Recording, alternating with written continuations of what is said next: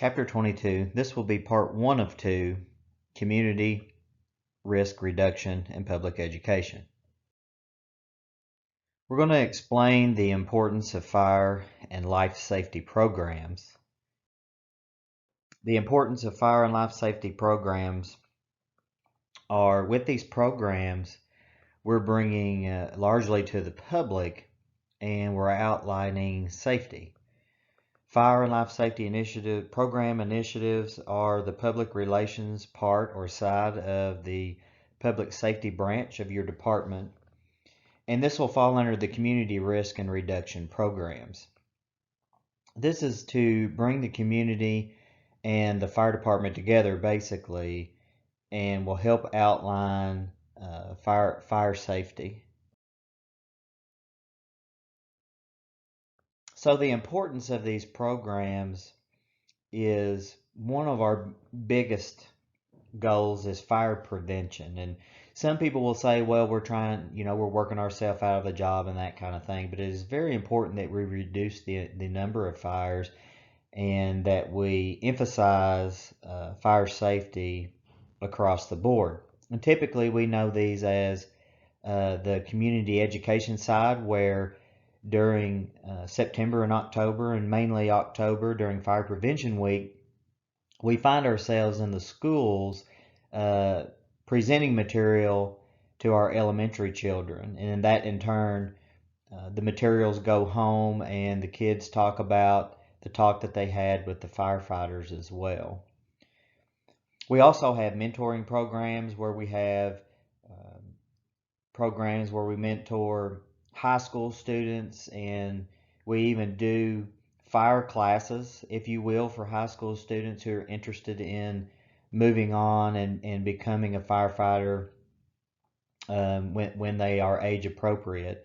We also have programs in place for the civilian firefighters, and we teach them the basics of the simple firefighting, use of fire extinguishers, how the fire department works, and kind of the why of some of the things we do on a fire scene. The other side that we talk about a lot is health awareness, and we'll do these small blood pressure checks and awareness groups. Public paramedicine is another thing that is beginning to take place and shape, especially in our state of Kentucky, and these programs are available to help people with their medicines, to help people with their overall health, and kind of guide them. Also, we do large-scale disaster preparedness when emergency management gets together with the health department, the fire department, the police department, sheriff's department, this long list of public servants, and we do and talk about large-scale disasters in order to prepare ourselves for those events. So we want to encourage and empower the residents to act safely and to reduce the potential for fires, accidents, and injuries. We help prepare for hazards humans may not be able to prevent. Make a connection between fire department and the community, and firefighters learn about the community and the people in the community. So personnel should create and maintain a positive relationship with the public.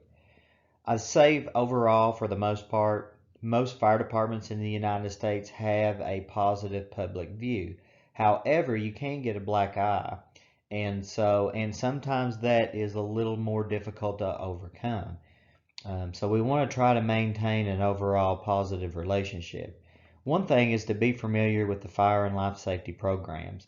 If you are administering a specific program that you have a curriculum for, be very familiar with it and each component of it and how it fits together.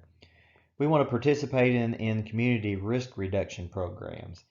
And these programs are written to help establish the reduction of risk, and we talk about accidents and we talk about injuries and that kind of thing and how to reduce them.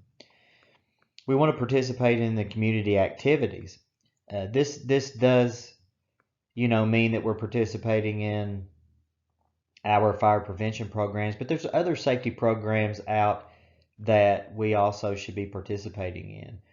Bicycle safety is another one, or an overall safety symposium. A lot of hospitals will head up, and so we certainly should be a part of these programs as well. And for us, we need to assist our public information officer as required in each of these programs. The community is not just the immediate response area. People who commute into the area fall under our community as well. So if you have folks that commute into work, for instance, and most even small cities do have this happen. So these are also the people or folks that we're communicating with. And then people who live in the area and may work elsewhere. So they reside in a county or a city, but then they commute somewhere else to work. And then people only in the area temporarily. These are other target area or people that we want to involve. The importance of maintaining good public relations. Basically, this markets the department out to the community, and it builds a relationship that's based on trust and commitment. This should be in line with the organization's mission statement, and vision. As firefighters, our interactions can have a positive or a negative effect on our public relations. This is something that we need to remember. Personnel receive citizen concerns and complaints and inquiries. And this is something that, even though we may not project a negative, sometimes we get concerns and complaints from citizens because they simply don't understand how the fire department works. And an example could be, well, the fire department did a lot more damage to that house when it was on fire by cutting a hole in the roof and by busting out a couple windows. And once it's explained to them the procedures and why we did what we had to do, then that small explanation can turn a negative into a positive. How personnel resolve these issues helps determine the organization's image in the public as well. And so taking a positive approach in the resolution of issues when they come up is a key factor in that. All statements made to the public must be factual and truthful. If we don't know something, then we want to state we don't know at this time, but we're looking into it. The basis of a good fire and life safety program is good customer service. We want to be active listeners, even when residents, are angry. And there are times that uh, maybe there's things that's been brought forth, or they see things and don't understand and they're angry. It's up to us to remain calm, be positive, and continue to be polite. Try to understand the complaint's true nature so that we can best address that issue. Know the full range of services that are available to citizens. Not every fire departments are created the same, or they don't provide the same services, if you will. And sometimes we get these type of questions when we have somebody that has lived in a bigger city, that's been involved with a fire department that had a lot of bigger programs, and did a lot more services than, say, a smaller community. And so they may not understand why we don't do or can't do certain programs. And it's up to us to give that honest explanation. Uh, know who to contact when resolving complaints or inquiries. Oftentimes, your company officers are the first line in the complaint process, and then it will kind of travel from there. If it's something that we can't offer up enough information um, to create a resolution, then it may need to go higher, and sometimes it may need to go as far as the fire chief uh, in order to get the proper resolution. Resolve issues within your authority promptly, and when it is not within our authority, then that's when we move it on up the chain of command. For issues that you cannot resolve, again, refer your residents to the proper authorities. Sometimes it may not be as far as the fire chief. It could go to an assistant or a deputy chief, for an example, or it could be something that goes to the fire marshal, the local fire marshal as well. Document all complaints according to your standing operating procedures. It's always good to have a written document, even if it's just a simple written statement and dated and signed, to help you remember the fact that someone came in and they verbally give you a complaint about certain things, and you're going to now, you either resolved it or you're going to now move it forward. Try to have a written documentation of that. Some departments have very specific SOPs that relate to that, and certainly you want to follow your local SOP. Next, we'll talk about fire safety surveys for the private dwelling. These can be performed, and they are performed on a voluntary basis. This is where a lot of times we will, especially during Fire Prevention Month and that week, we will have safety seminars, and we'll have safety groups set up in different places, and we'll have the documentation for a voluntary survey. And oftentimes we'll get people that will welcome you into their home to help do these surveys. It provides information about safety equipment in the home, and also to ensure that things like smoke detectors are working and child safety devices are in place and that kind of thing.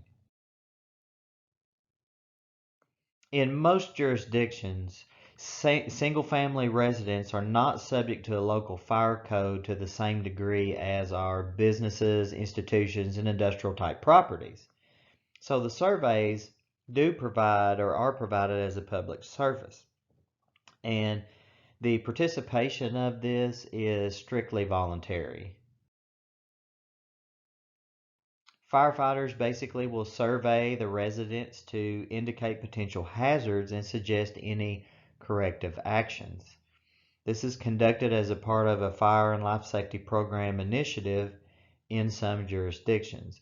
So again, you may have a gathering where you have a safety symposium or a table set up during Fire Prevention Week, or even at the entrance of schools, as if you will, and we pass out these materials about the safety program initiatives, and then that is, where the information is given to the citizens, and then they make a decision whether or not they want us to come and do a survey, because it is voluntary. This should be treated again as an educational opportunity and not tools for any type of enforcement. Common causes of residential fires. The highest percentage of residential fires are caused by cooking equipment.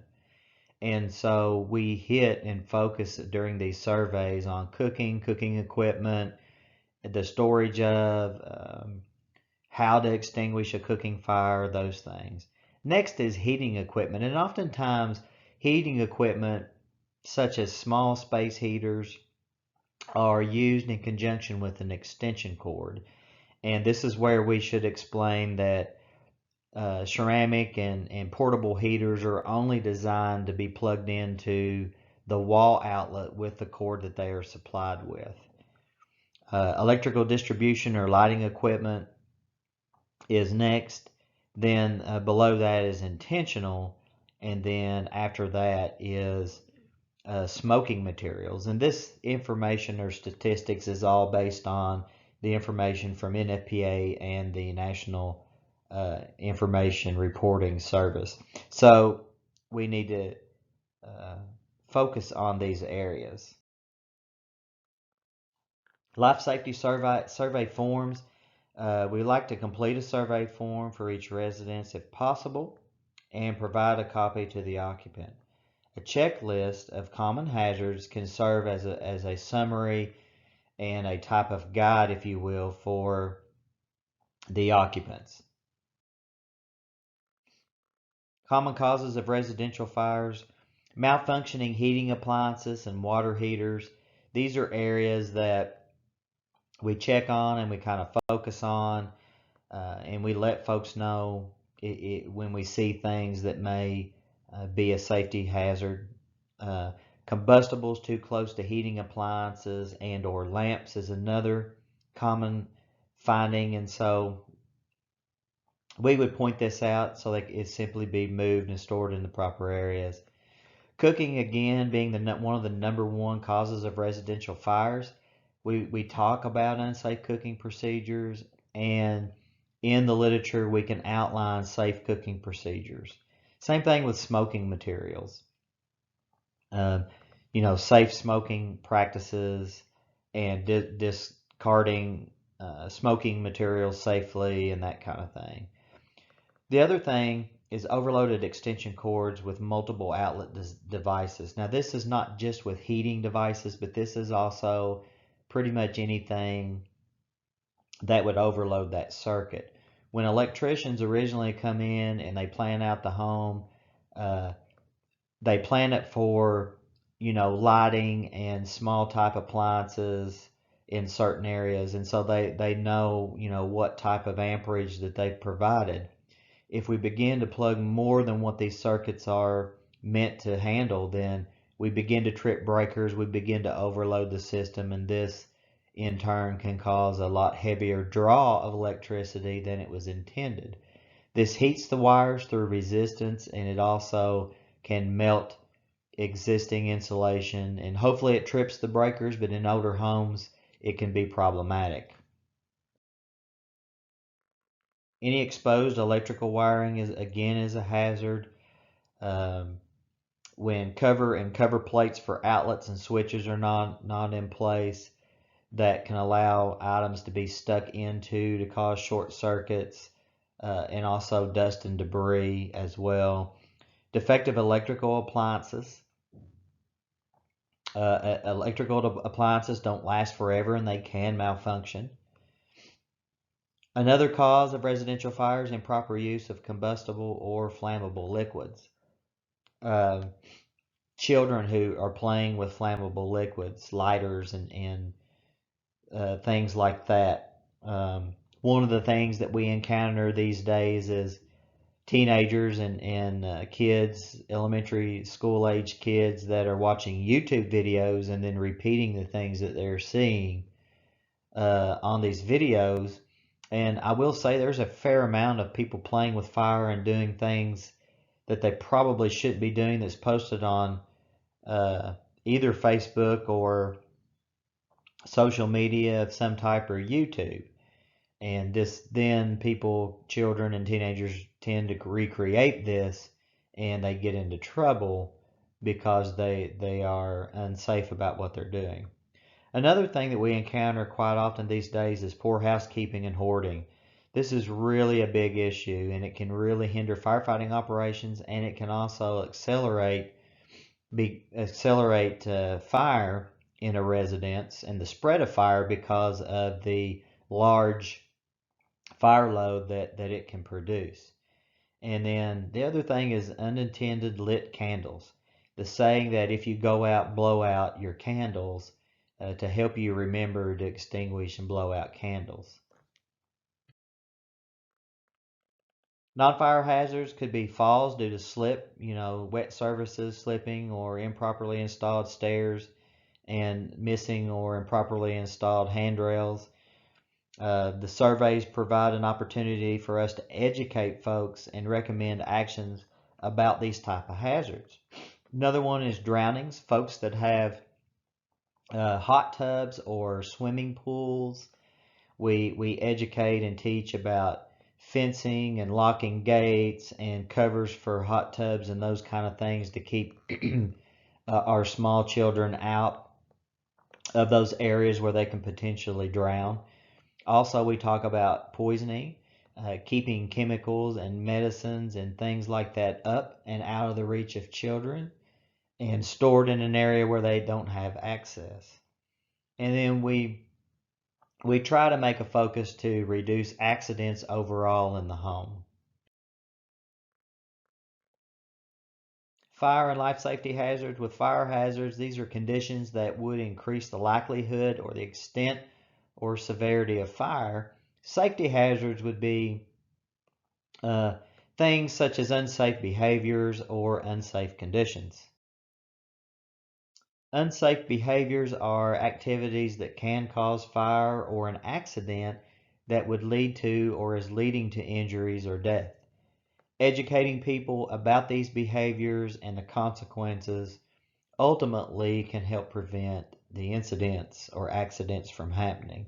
Be aware of unsafe behaviors during pre-incident planning surveys, home safety surveys, and after emergency incidents. There's times that we go to, say, a cooking fire, we get there, everything's extinguished, and at the end game, there was very minor damage. And when we see unsafe things, we'll point these out to the residents. Hey, take a look at this. Here's what you can do to make this safer, and then help them make those situations safer.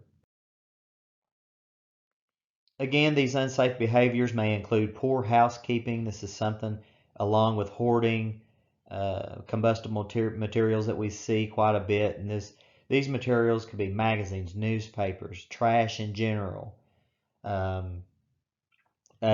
clutter and piles of clothing. Ignoring potential ignition sources, leaving candles burning and food on the stove, like boiling food and boiling water and then leaving to run an errand, forgetting about it, those kind of things. Open burning, in a lot of cities, open burning is restricted or prohibited unless you have a commercially made device that is manufactured with spark arresting screens and that allows you to have that small personal fire outside on your patio. Improper use of electricity, electrical cords, bypassing either breakers or the old fuse type circuits is something that we see. Careless use of flammable and combustible liquids, and even to the point of where they're being stored, could be an issue. Unsafe use of smoking materials, and again, unattended cooking materials.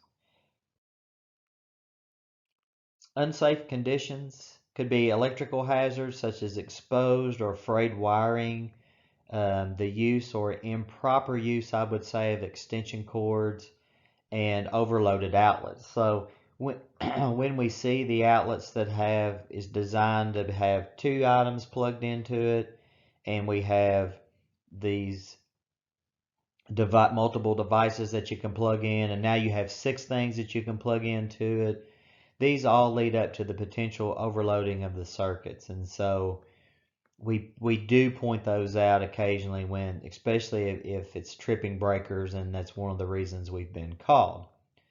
Loose hand railing or missing hand railing along stairwells, another unsafe condition. Ice on sidewalks or exterior stairs could be an issue. Unsecured swimming pool access is a big thing. You can really reduce the drownings and childhood drownings with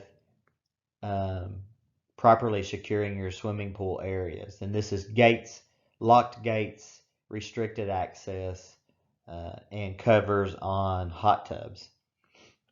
Non-working smoke detectors. This is something we see typically if we respond to a residence, even if it's a medical type call.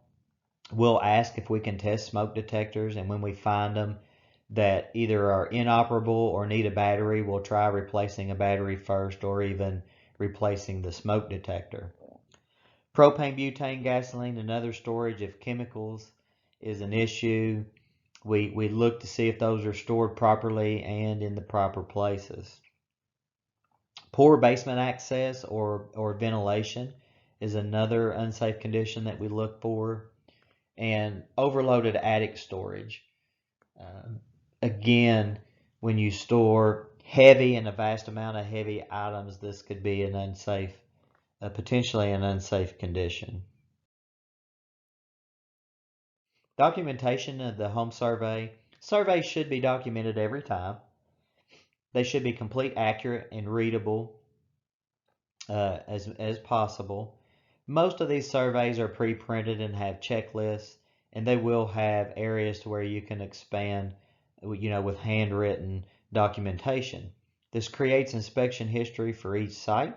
It may be needed to force reluctant property owners to comply with code requirements. So in the case that we do these for pre-plans and businesses, then you definitely want to document everything that you see. Even if they correct it on the spot, document that it was found and it was corrected on the spot. This may be needed as evidence should there be a fire in a particular occupancy. This could come into play in apartment complexes as well. And it may be needed for state statistical data or purposes. Planning and public awareness. Planning and publicity help gain the acceptance of the community. One of the things, there are a few things that we have to our advantage now, and we can really get the word out, is through social media. So by using Facebook and Instagram and things that a lot of people like that are following, we can post PSAs as an example on Facebook. And people begin to share and people begin to share, and before you know, you've reached thousands of people within just a few hours. Public must be aware that the program is a public service and not a code enforcement. And so within these PSAs, we want to state those facts and let everybody know that we're there to help them through the process. Our survey objectives should be preventing accidental fires, improving overall life safety conditions in the home, and helping the owner or occupants understand and improve those conditions. These surveys allow citizens to get to know and to trust firefighters. Residents feel the department is concerned about their welfare, and the increased goodwill can translate to support for budgets and fundraising. Not all fire departments are career or paid departments. 50% or over 50% of our fire departments in the United States today are volunteer. Volunteer departments rely strictly on funding from the citizens. So these programs and the mentoring of these programs and letting everybody know of the increased goodwill can really help your fundraising abilities. Educational opportunities. By promoting fire and life safety education during these type of surveys, we're able to provide customized safety information in a way that the residents can understand and embrace that information. And we're able to safely distribute the literature out, and we can discuss things such as correct installation, replacement, and maintenance of smoke alarms.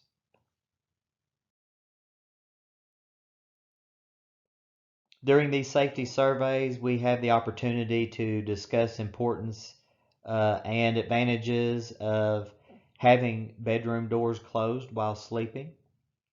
We can discuss advantages of residential sprinklers. This is something that the construction industry overall still has not embraced in most of America.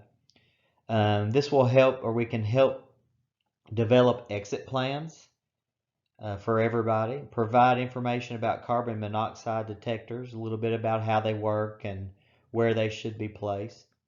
We can provide information on prevention and treatment of burns, recommend the correct fire extinguisher and placement of those extinguishers. And then we can demonstrate how to prevent kitchen fires and provide information on safe use of candles.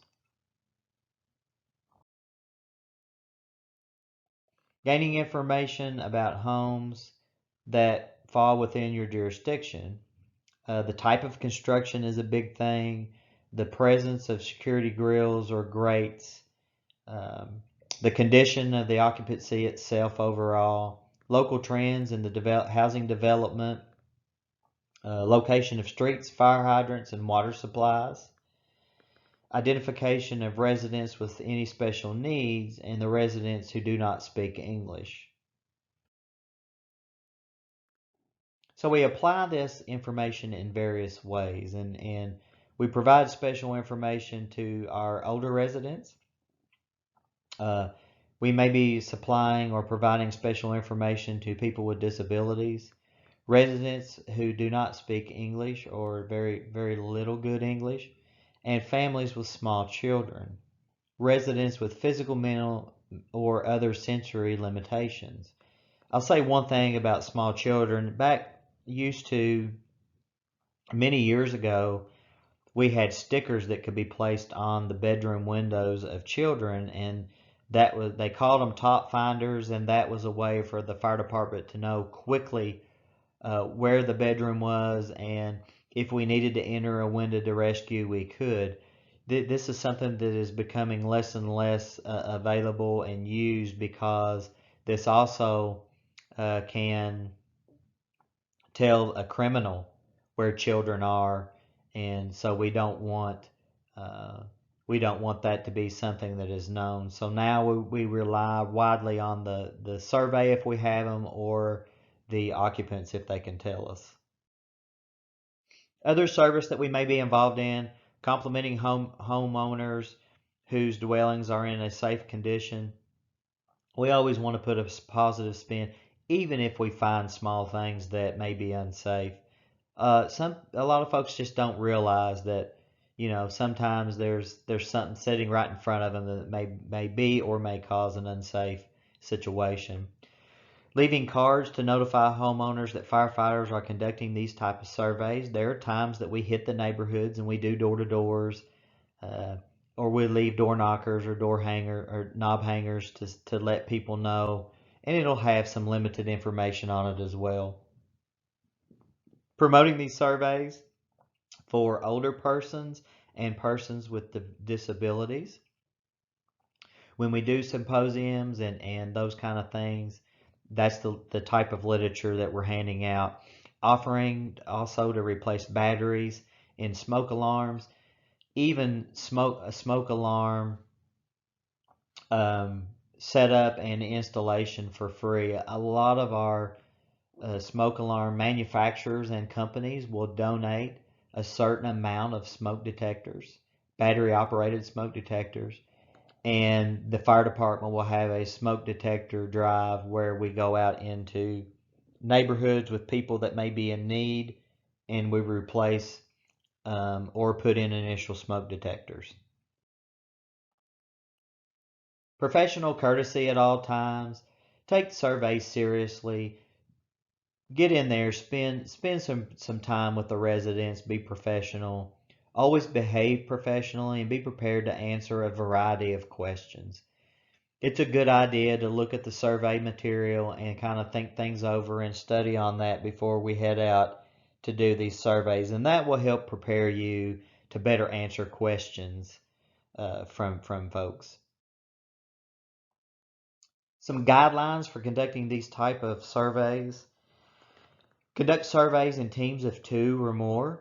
Dress and act professionally, so you should be in your uniform, and it should be neat and clean, and ourselves neat and clean and professional looking. Introduce yourself and your partner and provide proper identification, and explain the procedure of the survey. Again, maintain a courteous and businesslike attitude at all times. Focus on preventing fires and eliminating life safety hazards. Compliment occupants when favorable conditions are found, and offer constructive suggestions for correcting or eliminating any hazards that may be found. Ask to survey all rooms, including the garage, if accessible. Also survey the basement. Ask to survey the attic if it is used for storage or it may contain heating or cooling units and is accessible to do so. Ask the occupant to open any closed doors. Discuss the survey results with the owner and the occupant and answer any questions that they may have. Thank the owners or occupants for the invitation into their home. Leave behind any educational materials appropriate for the occupants, and keep the survey results confidential. We do not share the results with any outside agencies. Checklist of common hazards. Usually this is included in the residential fire and life safety programs. This gives the form or a copy to the resident with recommendations for corrections of hazards or any hazards that may be found. Also, this may include referrals to professionals for repairs. On this, we want to follow standard operating procedures. Do not refer occupants to specific professionals per se. There may be a conflict of interest that arises, but there may be public resources that can assist in repairs. You could simply state if you need to get your electrician to have a look at this electrical situation that we found, uh, promptly, instead of saying call so and so, they're a good electrician. If no one is home and we're out doing door to door, leave the appropriate materials and a notice. Remember that the U.S. Postal Service prohibits placing unstamped materials in mailboxes. We do have door hangers or door knockers. We knock on the door, nobody comes, we can leave that material so they can easily find it. Document the survey per your local standard operating procedure. Next, we'll talk about the role of firefighter twos with regard to the fire life safety presentations. These type of presentations can include formal classes or even fire station tours. Inform the citizens about unsafe behaviors, and we want to provide information on how to change those behaviors. To be effective, we have to understand ourselves the hazards that you're attempting to prevent, messages typically that are provided,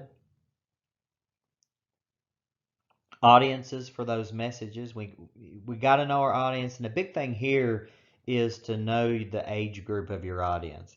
How structural surveys can be used as educational tools, and how juvenile fire setters pose a danger to not only themselves but to others.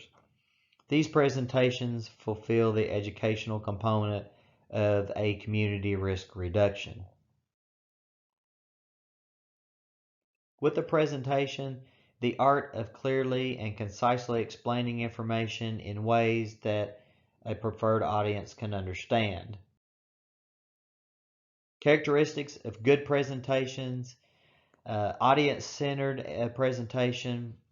First thing and foremost is to know your audience. Know the age group, know the audience, adapt the topic that you're presenting and that presentation style to the audience.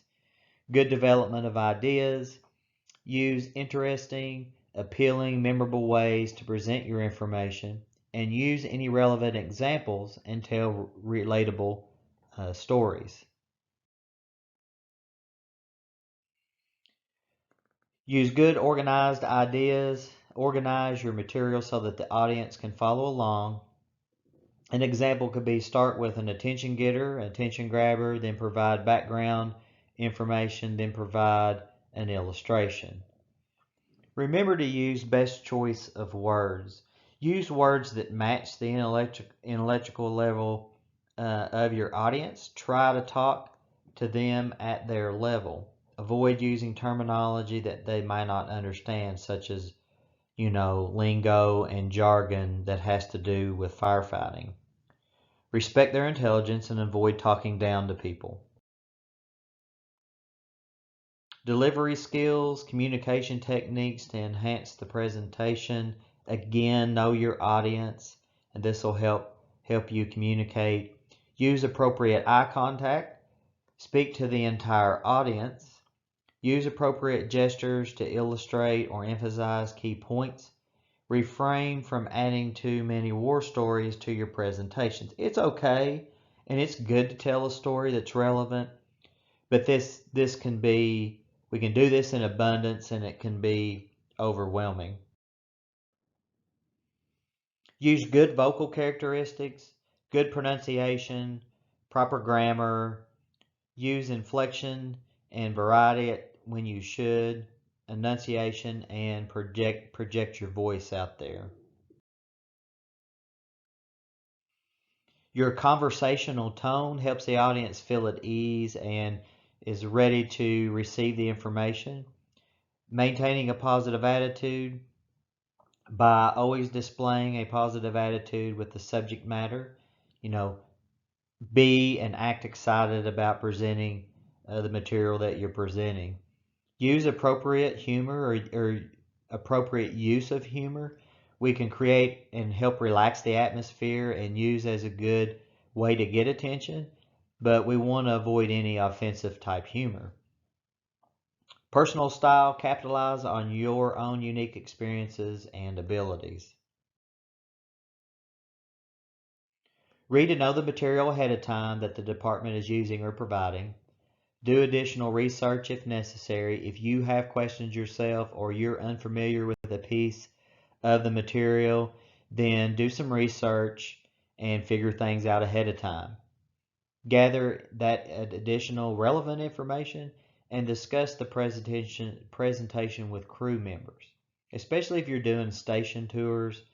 We do these a lot with kids, and we do it a lot during Fire Prevention Month.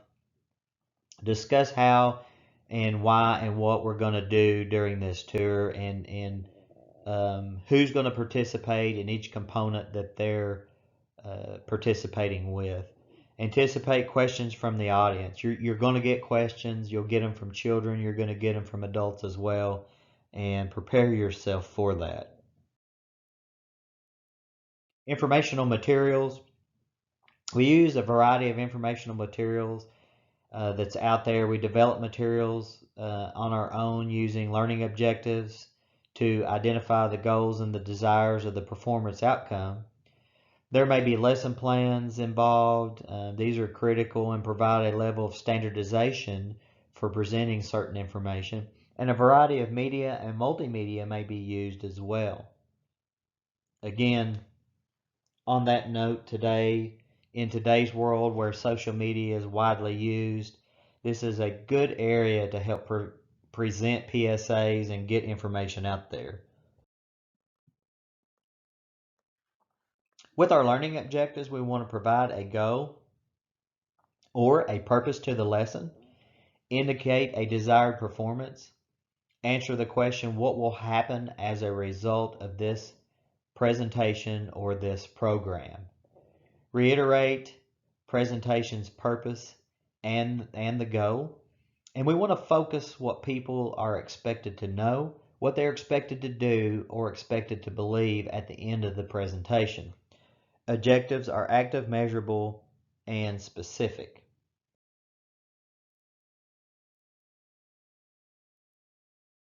Common action verbs that we use for learning objectives, something that we want to recognize, state, or select, could be identify, locate, or explain as an example, estimate, evaluate, and measure.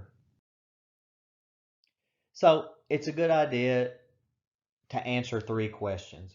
What must learners do to show that they have learned the objective, and under what conditions and with what resources should the learner be able to act, and how well must it be done?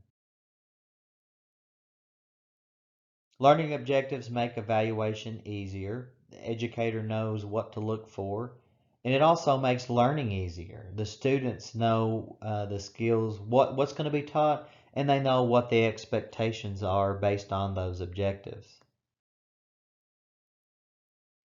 With your lesson plan and your outlines, this is your guide or your roadmap for the presentation.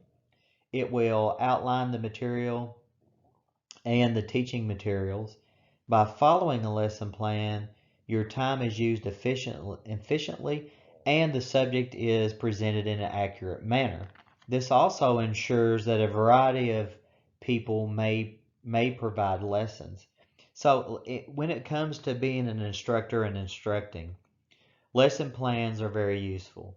And if you present the same material over and over and over long enough, you'll get to a point where you have memorized the lesson plan. But there's certainly nothing wrong with pre-printing a lesson plan material and looking at it as you are presenting material, either in a classroom or a fire station tour type setting.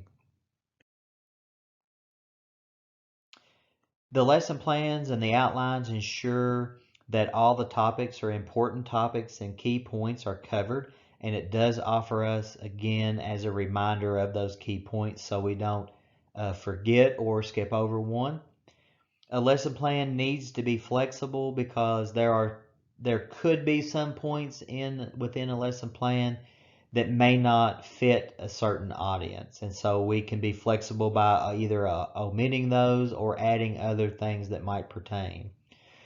That should even be used for something very simple. Again, even if it's simple enough to where you can memorize it and you have a printed copy of it, you can look back on it.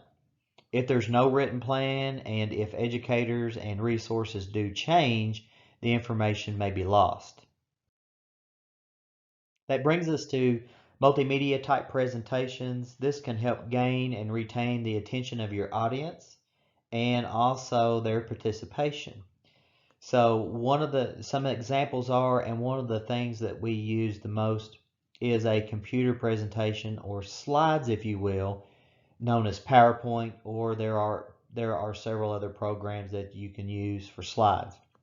You may use music and or videos. There may also be training aids, such as an example of a smoke detector, fire extinguisher, so on and so forth. Some programs for children, we may use costumes or puppets. We may have somebody dressed up as Sparky, a fire dog, or a Dalmatian. We may have puppets for a puppet show. Personnel, we may use personnel in PPE or SCBA to give an example of what firefighters look like in their gear, the purpose of the gear, and to take away the fear, especially in some school-age children, of what you look like in your gear. And then there's also printed handouts and printed material. PPE as a part of a presentation. One key thing here to remember, if you're doing this in a presentation, the bunker gear should be clean. Okay? Contaminated PPE introduces or can introduce carcinogens into the classroom or to the area. A lot of times when we're dealing with children, we're allowing them to touch us so they understand that we are firefighters and not a monster or something like that. If you're doing this, make sure the gear is clean and it does not have any contamination on it.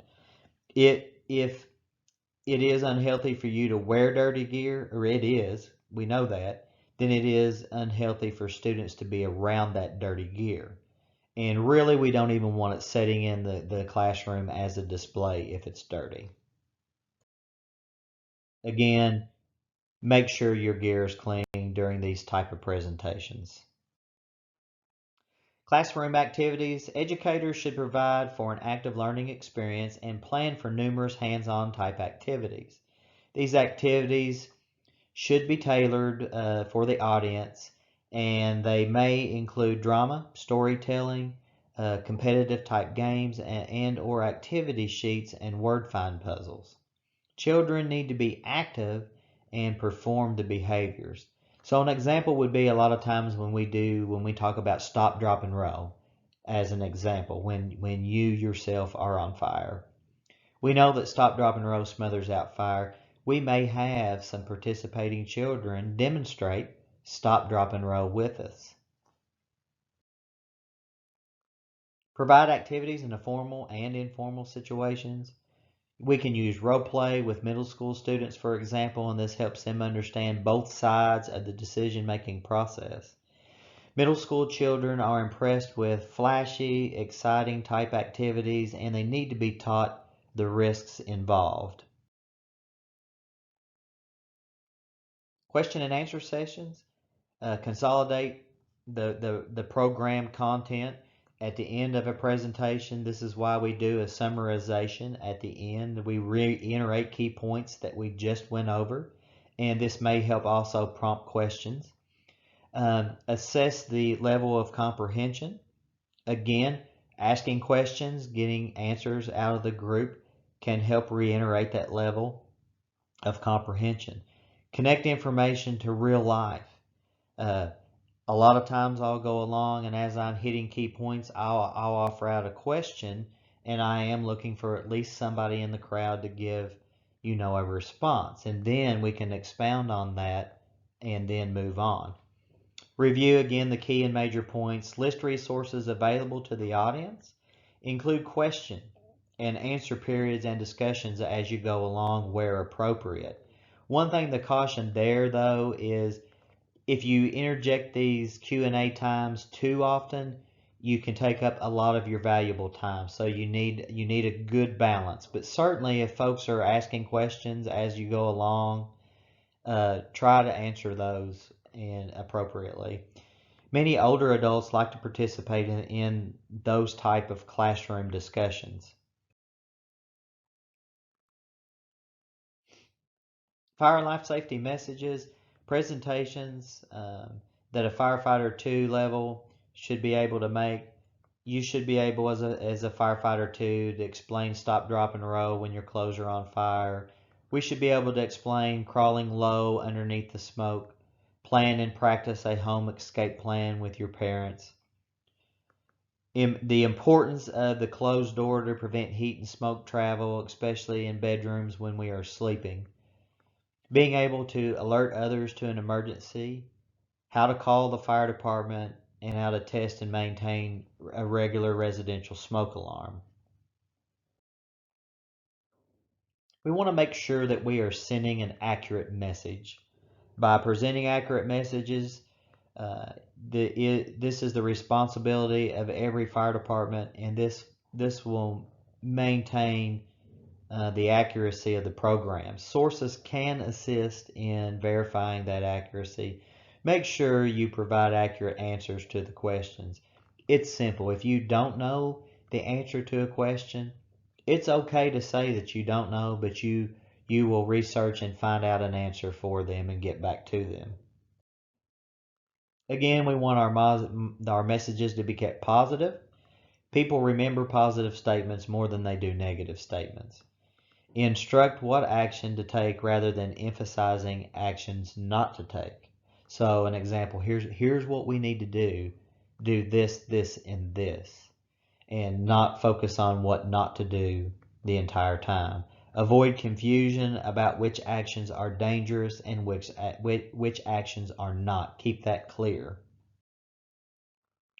Examples of positive messages say crawl low under smoke instead of do not stand up and smoke. Or get out, stay out instead of do not hide in your closet. Teach call 911 instead of do not call the operator. These targeted messages have a particular importance to the audience. The messages should be targeted to be most effective based on a number of factors. One is the age of the audience, seasonal fire and life safety hazards, recent fire incidents that have occurred within the community, emerging trends or issues such as fires started with neglected candles, security bars on windows leading to increased fatalities, and the growing occurrence of dumpster type fires at your local schools. Topics in the public eye such as hoarding behavior and unsafe sleeping environments, especially for infants. Presentations to young children, especially at risk for fire deaths and burn type injuries. This is birth to 8 years old. We found can be found in child care centers and pre-kindergarten through second grade classrooms. This is one of our high-risk populations. Fire and life safety presentations are very important. So that's one of the things during Fire Prevention Month that we are hitting the children, and we hit them through pre-kindergarten with age-appropriate material all the way up through and through middle school. This is a repetitive thing. Kids hear the same message over and over each year. They remember the firefighters coming to talk to them. They remember the materials and the coloring books that we hand out that have all these messages in them. And what they do is they take this information home.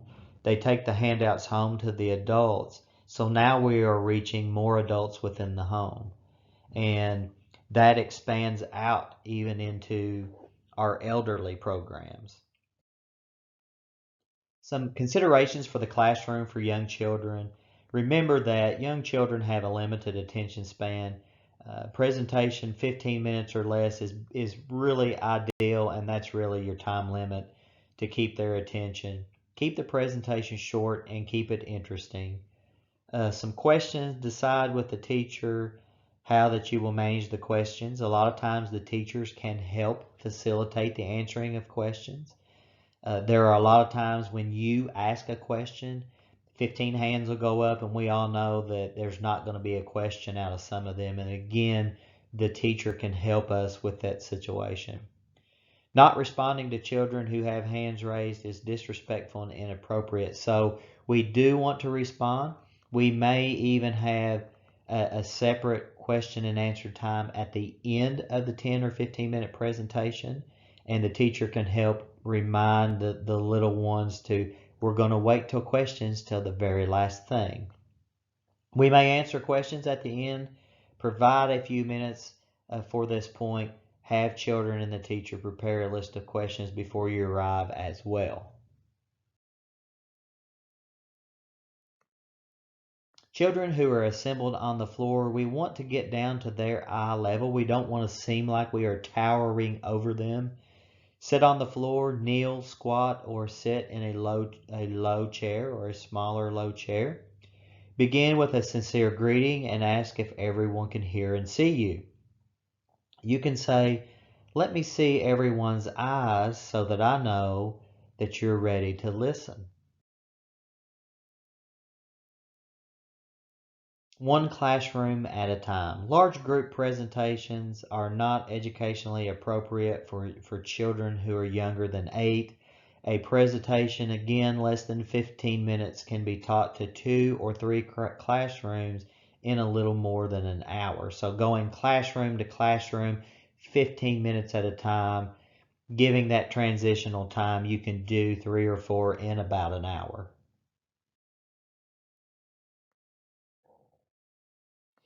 Children know when you're not being sincere. Let's all face it. Language and your attitude is all important. Be relaxed, be comfortable. They're going to know when you are glad to be with them. A bad attitude towards this is apparent to children, that they pick up on it and they know. High expectations. Teachers have high expectations for firefighters. Firefighters need to have high expectations for teachers. Note appropriate for a teacher to leave a guest, not appropriate for a teacher to leave a guest alone with children. Typically, teachers won't do this. They'll, especially with these age groups, they will stay in the classroom, and they will, at times, they will play a formal role and be willing to interject at the appropriate time. Teachers can share the age-appropriate questions and information and help facilitate that as well. Take cues and clues from the teacher. Our teachers know the age and these children the best. They've spent a lot of time with them, that then they can help us out with these expectations. Misbehavior. Do not focus on or challenge poor behavior. Most teachers will handle a misbehaving child. These teachers know how to handle the misbehaving children, and they do it quite well. So we'll look for the teachers to help us do that. And a comment like, I would appreciate your help, may be all that you need to say.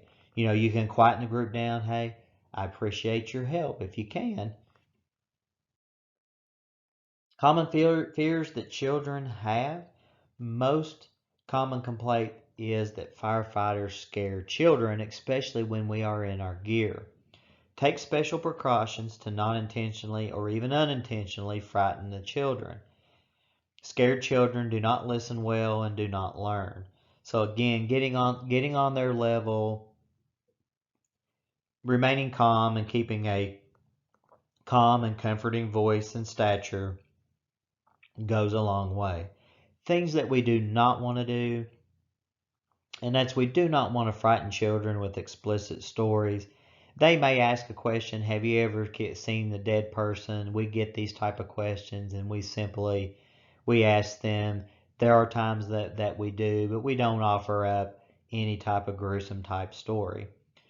We don't show images of burned clothing, toys, or other household items. Um, and then another thing that we do not want to do is talk about burned pets. Other common fears with children: loud noises such as smoke alarms, pass device alarms, other SCBA type alarms, and or sirens. So especially with our younger group, we want to minimize these type of loud noises. If you're going to make a loud noise within the presentation, let the children know first. Let them know to expect a loud noise and encourage them to cover their ears or stand close to the teacher. An example would be if we're going to demonstrate what a smoke alarm sounds like. Another common fear is firefighters wearing PPE and breathing apparatus. And you got to admit, we do look a little scary to, especially to children, when we have an SCBA and a face mask on and all that. We don't want to approach children or enter a room dressed out in full PPE. We like to dress step by step while the children watch. That way they understand you start out as Firefighter Joe. You're still Firefighter Joe when you got your pants, your coat, your hood, and your helmet on, and you're still Firefighter Joe when you have your mask and your breathing apparatus on. Again, always use clean equipment for demonstrations and presentations. Using appropriate vocabulary, use simple language. We don't want to use baby talk, acronyms, or any jargon. Use fire truck and fire engine, not apparatus, as an example. Children do not think about the differences in types of fire equipment. They know it's a fire truck. That's what it is. Statements like fire engines carry water and get water from a hydrant, and ladder trucks carry tools, including lots of ladders, are appropriate for kindergartners. Large pictures of each type of vehicle from your department would be good teaching tools as well.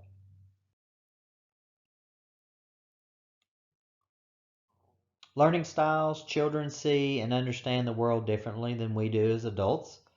Children can often repeat phrases, but do not know what those phrases mean. Have children show instead of tell. Children learn through involvement or learn by doing, as using all five senses. Repeat and reinforce messages at every opportunity. Children learn through watching adults and mimicking certain behaviors. 1. Recognize the firefighter as a helper and a friend. 2. Stay away from hot things that hurt. 3. Cool a burn with cool water. Tell a grown-up when you find matches or a lighter, but do not touch them. Stop, drop, and roll if clothes catch on fire. 6. Know the sound and reason of a smoke or a carbon monoxide alarm, and get out, stay out is our go-to phrase. Number 7, practice a home fire drill with the adults in the home using your escape map. Crawl under low smoke and know where to meet when you escape. The last one here, call 911 for help. And we do reiterate get out, stay out. We do reiterate get to that one meeting spot, and if at all possible, call 911 or go to a neighbor to call 911. We do not want you going back in for toys. We don't want you to re-enter for pets or any reason. So this concludes part 1 with this chapter, and we will build another video and presentation for the second part.